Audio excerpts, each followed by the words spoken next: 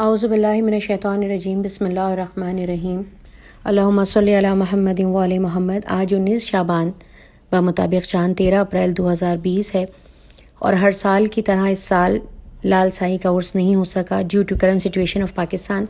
انہی حالات کے پیش نظر ایک کلام آپ کی بیدار سماعتوں کو ہدیہ ہے، اس دعا کے ساتھ کہ بار الہ اس وبا سے جلد از جلد تمام امت مسلمہ کو نجات دی۔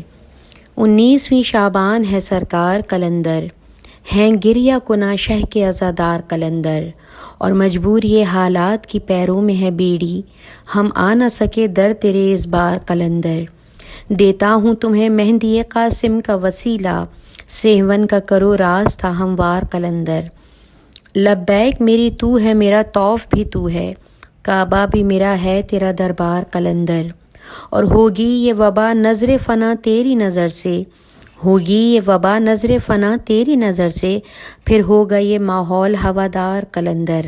اور آ جاؤ میرے خواب میں یا مجھ کو بلا لو، آ جاؤ میرے خواب میں یا مجھ کو بلا لو، بس اپنا بنا لو مجھے زوار کلندر۔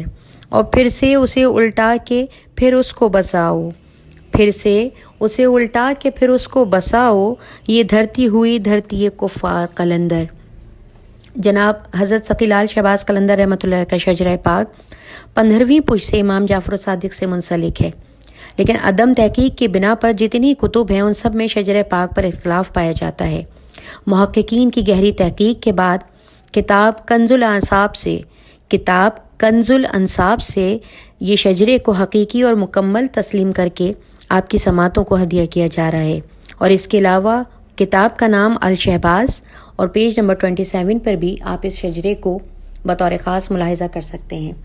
حضرت شاہ حسین لال شہباز قلندر بن سید ابراہیم کبیر الدین بن سید شمس الدین بن سید نور شاہ بن سید محمد شاہ بن سید احمد شاہ بن سید ہادی شاہ بن سید مہدی شاہ بن سید مکاتب شاہ بن سید عبد المجید بن سید گلاب الدین بن سید محمد منصور بن سید اسماعیل ثانی بن سید محمد ارضی بن سید اسماعیل ارج اکبر بن مالک پاک امام جعفر الصادق علیہ السلام۔ اللہم صلی علی محمد و آل محمد۔